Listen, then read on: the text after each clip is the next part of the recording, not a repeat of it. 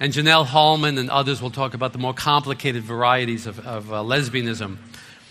But basically, for the male homosexual, we begin with the gender identity phase. We're talking about 1.5 to 3 years old. This is the early phase where the boy begins to make the distinction between male and female. And many, many studies show that just about 1.5 years old, the child, the boy, boys and girls don't distinguish between male and female. They just see people out there. But at a certain point, they begin to realize that the world is divided between male and female. And they're able to tell. Many child studies show that about this age, they begin to tell the difference between male and female.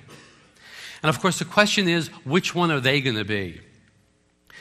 And they begin to see the world divided, but there's a narcissistic quality of the infantile child where he doesn't have to make a choice. It's a grandiosity. The world is divided between male and female, but I can be both. I can be both male and female.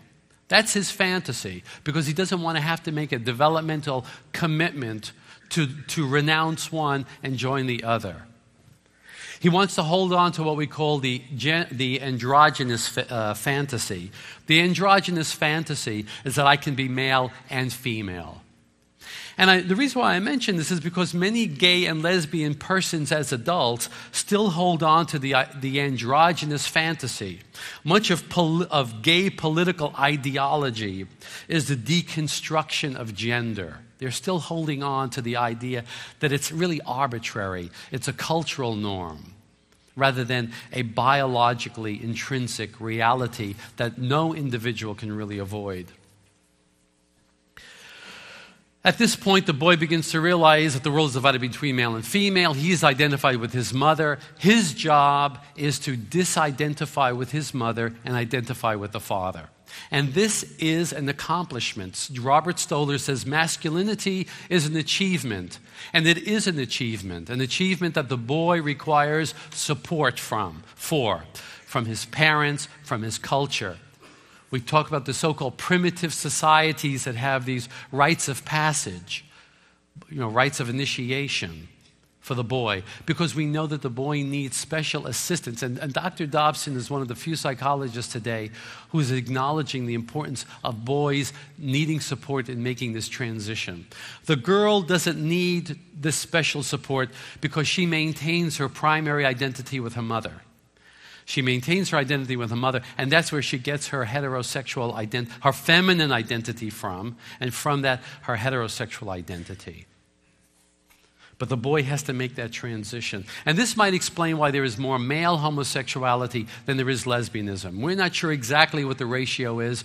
Some studies say 5 to 1, 7 to 1, 11 to 1. We're not too sure.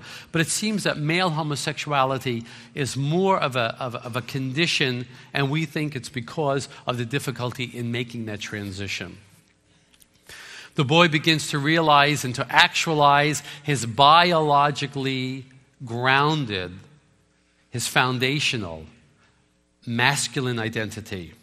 And he needs to disidentify with his mother and connect with the father. He sees the father, he wants to reach out to the father.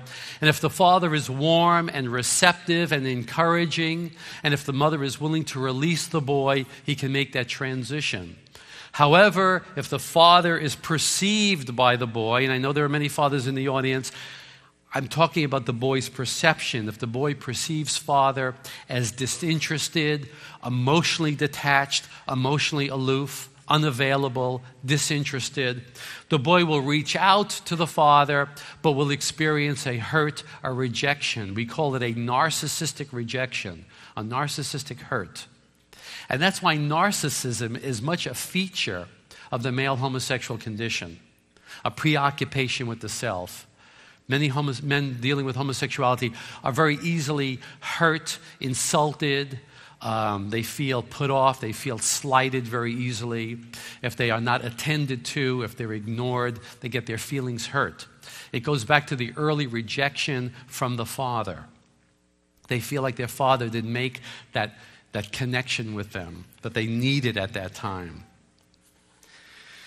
Because of this narcissistic hurt, he develops a very important thing that we need to understand. We call it defensive detachment. Defensive detachment is his defense against future hurts. And defensive detachment is a closing himself off, an attitude of self-protection, and a distrust of contact with men. He wants to connect with men, but he's afraid of connecting with men. And if you know anyone who's dealing with homosexual problem, or if you're dealing with it yourself, you know that you want to connect with men, but you're afraid to connect with men. And that's the primary block of psychotherapy. That's exactly what we try to do in therapy. Overcome defensive detachment with the relationship with the therapist. Break through the defenses, what we call the shame posture. He's anticipating being rejected. He was rejected by his father. Again, we have fathers in the audience. We're not saying father's rejected. His experience of his father was, you're not good enough. And the man with a homosexual problem wants to connect with other men, but he has in his unconscious mind the idea that if a man really sees me for who I am, I'm not going to be good enough for him. He's going to see something flawed about me, something weak, something feminine about me. And the whole thrust of therapy is overcoming defensive detachment and teaching him that he can experience non-sexual intimacy with another man. Unfortunately, it's a contradiction in terms for many of these men. For them, intimacy means sex. But to make an emotional, deep attachment to another man and not let it be sexual. And that diminishes homosexual attractions. When they get that connection, they discover that their sexual attractions diminish. But it has to be continued. It has to be deepened. We talk about father salience, when we're looking about the development of the boy, the important concept of father salience. Salience means both benevolent and strong. The boy has to perceive the father as both strong and benevolent. He has to be worthy of his bothering to disidentify with his mother and connecting with this guy. There has to be something good and strong about him. The boy does not need a loving father, but who is weak and unmasculine, who is beaten down by his mother, for example. Nor does a boy need a strong, masculine dad, but who is critical and rejecting of him. The boy needs both, good and strong, to be worthy of imitation, worthy of modeling, worthy of disconnecting from mom for. Very interesting example. Usually a lot of my men do not have close feelings about their fathers. I remember Andy Comiskey, the ex-gay Andy Comiskey who does Desert Stream, said, I realized I had an unnatural indifference toward my father. And my father simply was someone not important in my life. And I see this over and over again. Their mothers are all important, but their fathers are just shadow figures. Anyway, this one man was telling me, I said, well, what's your relationship with your father? He says, oh, I loved my father. My father was a saint. And that's a little unusual for me to hear. So I was curious. I said, tell me about your father. Oh, my father was wonderful. I loved him. He was a great man. He was a saint.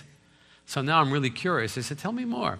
He said, oh, my father was funny. He would make us laugh. And he was like a clown.